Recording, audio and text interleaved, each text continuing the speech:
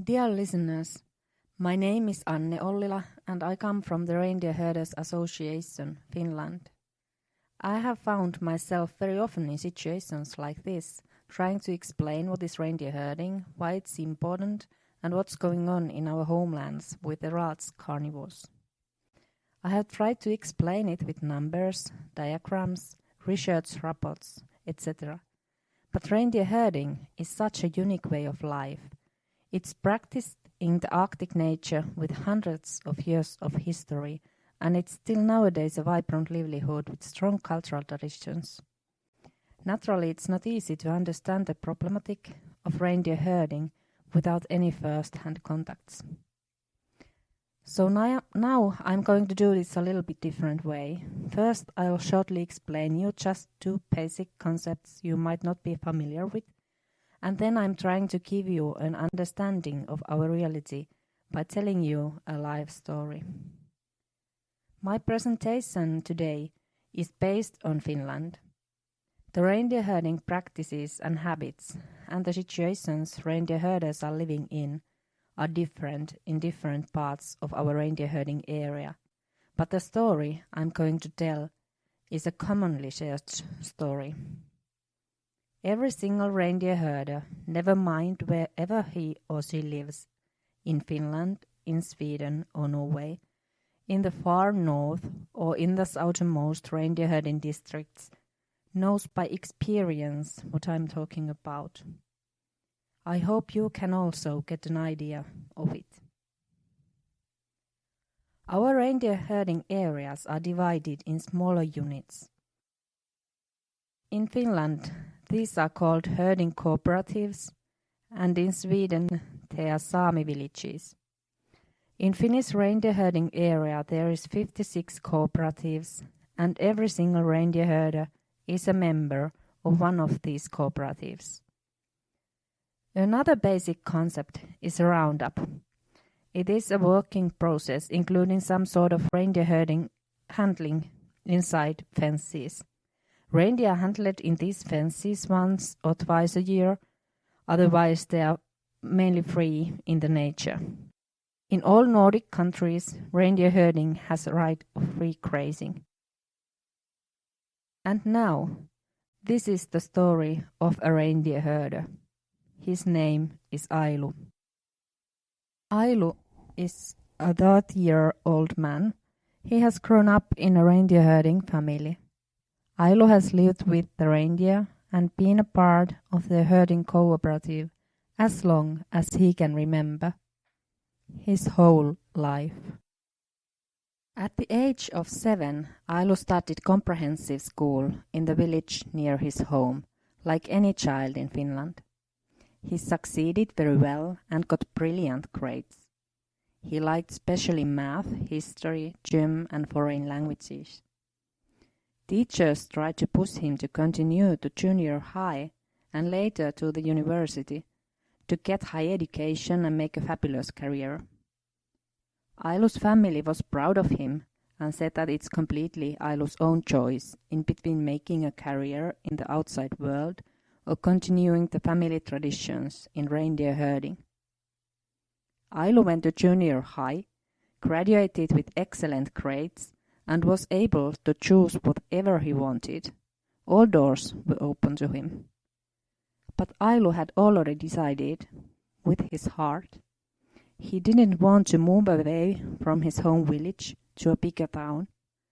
He knew that he is a reindeer herder, and that is the only meaningful way of life for him. So instead of going to university, he started professional reindeer herding. As long as anyone can remember, Ailu's family has been a reindeer herding family. Ailu's father, grandfather, great-grandfather and so on, they all were reindeer herders. Reindeer herding has been a vital element of the northern culture at least since 16th century. Unlike many other traditional professions in modern societies, reindeer herding is still a vital profession. It has been able to adapt to the changing world and still keeps alive the traditions, culture and language and makes a living in the Arctic areas. Unlike many other traditional professions, reindeer herding has survived alive in the one and only place that guarantees the continuation, in young people's hearts. This is Ailo's world. Life goes on in a smooth, peaceful manner, conforming the yearly rhythm of reindeer. In autumn and in winter, reindeer are collected from the fells and forests to roundups. It is teamwork and demands really skillful collaboration. Collaboration is one of the cornerstones in reindeer herding. Ailo's grandfather herded his reindeer with skis. When he was young, the family was migrating with their reindeer to Norway, to the waterfront of the Arctic Sea, for the summertime. In autumn they returned to inlands, to Finnish fells. Then the states closed the borders. Fences were built to prevent reindeer to cross the national borders, and in Finland the tradition of migration ended. Ailo's grandfather continued reindeer herding in Finnish fells, but still nowadays reindeer are moved in between winter and summer pastures. Modern technology came to reindeer herding in early 70s. During the decade, skis were changed to snowmobiles. Also, Ailo's father bought his first snowmobile in 70s. In November begins the Arctic night. Sun sets behind the horizon. The difference in between day and night disappears. Winter begins. The most common temperature in winter months is around -20 to -30 degrees of Celsius. Almost every winter there is a few -40 days, and even -55 degrees have been experienced quite recently. The outdoor working conditions are extremely harsh. Next time the sun rises above the horizon in the end of January, and slowly, day by day, the sun rises just a bit higher and higher. In February, the time of daylight lasts just a couple of hours. Our landscape may seem to be empty, but for us it is not. Every place has a meaning. An empty scene is resting. It's the question of balance. Emptiness is a stage of waiting. The reindeer are in another place. Later, when the time is right and the land has rested enough, the reindeer will be here in this seemingly empty scene, and the place they are now will be resting. In our barren lands, this is the only way to cope. The silence of the scenery is a lifeline to us. In early spring, the sun starts to warm. In May, reindeer moves to fells or swamps, to the areas where snow is melting off. The calves are born. New life begins. Then comes the summer with the midnight sun. When the sun rises to the northern sky in the middle of May, it sets next time behind the horizon in July. This is the time of crowing. Reindeer are collected to roundups for earmarking of the newborn calves. The whole family participates in this work. Children learn the traditional know-how by participating on the real work. They learn to recognize the family's reindeer earmarks, their own reindeer from the masses of hundreds of animals. They learn to catch a reindeer by suopunki, which is a sort of lasso, or vimpa, which is a wooden thing with a rope at the other end. And this is how they grow to the culture of reindeer herding. This is also one of the main cornerstones of reindeer herding. The main problems threatening the continuity of reindeer herding are growing industrial land use and the predators. Now I'm going to tell you about the predators. Here are the large carnivores living in the reindeer herding area. In addition, we have also golden eagle and sea eagle, which are both using reindeer in their diet. Until the 80s, we were allowed to protect our reindeer by hunting the predators quite freely. We have always had predators, and we always will. Predators have never been eliminated from our lands. We do not even want them to be. Large carnivores belongs to our world and to our nature. What we need is the reasonable means to control the number of them. Ailu's father had a possibility to contribute to the surveillance of his reindeer. In 1982, Finnish state forbade the hunting of wolverine. Springtime hunting of bear ended in Finland in 1993. Today, all hunting of large carnivores is strictly restricted. It's possible only with special permissions, which have to be applied in a written form and justified by large amounts of found damages. In Finland, we have species-specific management plans for wolf, bear and lynx. All these plans say that the amount of large carnivores is not supposed to grow in the reindeer herding area. Still, the number of all these animals has grown dramatically, and now we are in a critical stage. This situation is killing our culture and our livelihood. Our states have not allowed reindeer herders to control the number of predators. They have not given us reasonable means to take care of the situation, despite the fact that the management plans and the Habitats Directive seemingly allows that. In Ailu's cooperative, there are lynxes, wolverines, bears, occasional trespassing wolves, golden eagle, and sea eagle. These all are strictly protected predators. They all eat reindeer, and together they make huge damages in Ailu's reindeer herd. Ailu's reindeer are living freely in the Arctic nature. Every day Ailu goes to his herd and brings some hay to the animals. In that way he tries to control his herd for not going to wrong areas or spreading too widely apart from each other. In winter he drives around his herd every day, often twice a day, trying to keep the predators away and see if there is something wrong with them. One round is about 60 kilometers. Ailu is worried about his reindeer because he sees footprints of predators every day nearby.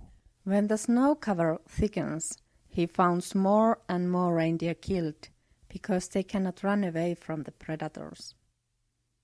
In one night, wolverine has killed 6 of Ailu's reindeer. Next morning, Ailu notices that 4 more animals are missing, but he cannot find those anywhere. Almost every morning, Ailu finds new carcasses. When moving and living in a reindeer herd, large carnivores usually eat only the best parts of the animals they kill, for example a tongue, pieces of roast or embryos. That is only natural. Why eat something you don't like so much if there is plenty of delicacies easily available? Wolverine is specialized in collecting living food storages. It attacks a reindeer and bites it so that the reindeer is paralyzed or blinded and unable to move. Reindeer may stay alive, suffering in this condition for a few days. Just like human beings, large carnivores are naturally selective and greedy if they have a chance to be. And in reindeer herding area, they do have that chance. Every week, Ailu brings the heads of found carcasses to Juha, the front man of his herding cooperative. Juha checks the earmarks, confirming that the reindeer is really Ailo's, and then reports the founding to the municipal authorities.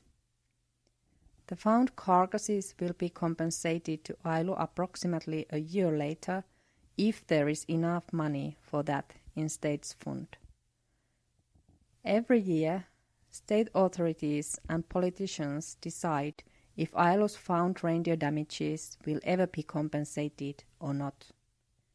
Ailo and his family are living in a constant economical insecurity. In 2012, in Finland, the sum of found damages caused by large carnivores to reindeer was 7.3 million euros. In state's budget, the money reserved to compensations was about 4 million. In this year, the situation will be even worse, because the number of damages is still growing and the money reserved to compensation is still the same 4 million. So, every year, it depends on both European and national politics if the compensation will be fully paid or not. Can you imagine it? I ask you to stop to think about this for a moment. You probably get your salary every month.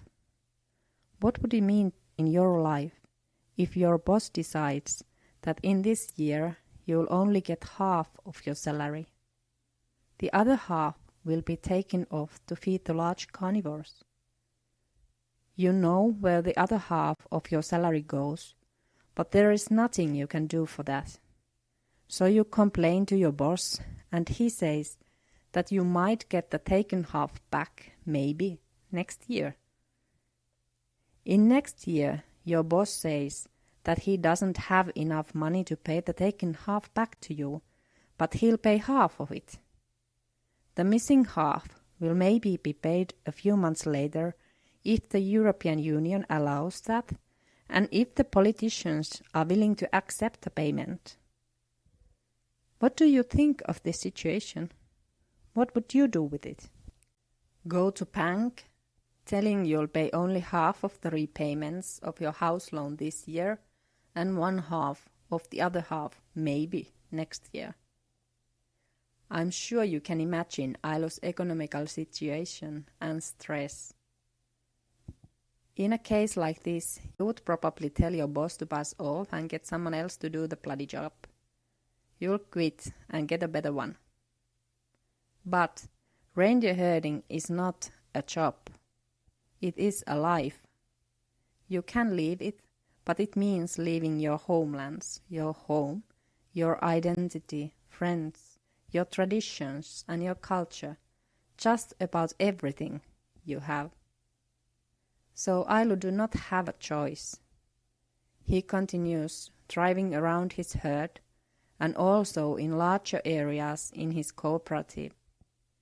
He sees footprints of predators and tries to find all carcasses because for him it is the only way to get any compensation for the losses. Driving is expensive and hard work. In Finland, 1 liter of petrol costs 1.8 euros.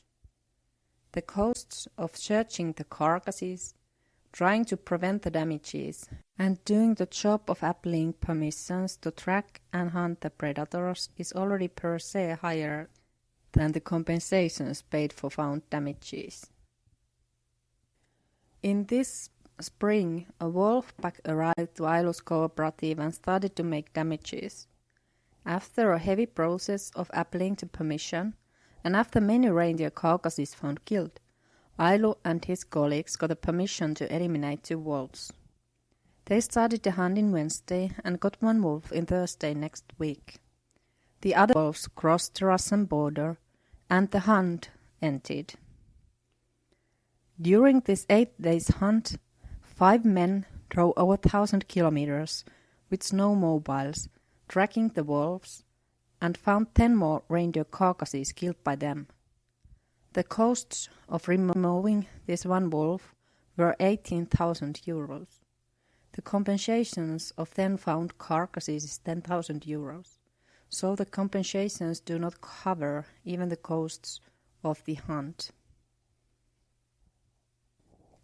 There is a strong possibility that in a few weeks the same wolves or some other wolves from the strong Karelian wolf population come back and the whole process starts all over again, from applying the permissions to tracking and wolves escaping behind the Russian border. Then the snow melts away, and in these large Arctic areas there is absolutely no means to track or hunt the wolves until the land gets a new snow cover again in next winter. Last year hundreds of Ailu's reindeer disappeared, but he was able to find only 20 carcasses. This means that Ailu lost 1/3 of his herd during 1 year. In summertime, carcasses disappear quickly and are rarely found at all. And if you found just pieces, there is no means to prove that the reindeer was killed by a predator. If Ailu can't prove it, he cannot get any compensation of it either. In Finnish reindeer herding area, the amount of the damages caused by large carnivores has grown dramatically in recent years. According to researchers, only 1/5 of the reindeer carcasses killed by predators are ever found. In earlier years, Ailu has sold 117 reindeer each year. In this year, he is able to sell only 80. He gets compensation for 20 animals, but the money is not going to give birth to the new calves in next summer. Ailu's reindeer herd is already in a process of a collapse. In a more general level, the collapse of reindeer herds can be seen in a process with several phases. This picture shows the statistics from our southernmost herding cooperative in Finland called Halla. In the first phase, the economy collapses. Losses are already so high that one cannot sell animals to slaughter. Meat production suffers. In the second phase, the number of breeding stock collapses.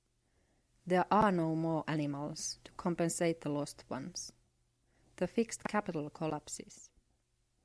In the third phase, reindeer herders are giving up, slaughtering all the animals they have left, and moving to bigger towns and cities to be bitter, miserable, and probably also unemployed for the rest of their lives. Ailu is sad, scared, and angry. Losing so much in 1 year is a hard burden to anyone. Some of us are not surviving with this constant pressure and fear. And by fear, I mean the fear of losing all means of life. Ailu has decided to struggle until the end. He is not willing to give up, not until the last reindeer is dead. He cannot take the idea of being the last chapter in the story of his family, not without a fight. In last spring, reindeer herders decided that it's time to start making a noise to be heard. They organized demonstrations, trying to make people to understand our desperate situation. In these pictures, you see a funeral of 250 reindeer found killed by large carnivores in the area of a one single cooperative during 4 months in winter 2011. Reindeer herding families gathered together around a pile of reindeer heads, holding speeches, supporting each other, sharing the pain they are living with, and singing the Lapland Mother's Lullaby. The message of this very special song, combined with the situation of this reindeer herding cooperative, which is a bit by bit losing the possibility to survive, is telling about the anxiety and panic reindeer herding families are currently living with. It is impossible to transfer to you how deep and strong emotional and cultural connection we have to our homelands, and why we just cannot give up. But I hope you got some idea about it. The message of this story is the one the children in the picture are telling. Already our ancestors were reindeer herders. Please give us a chance too. Thank you for listening.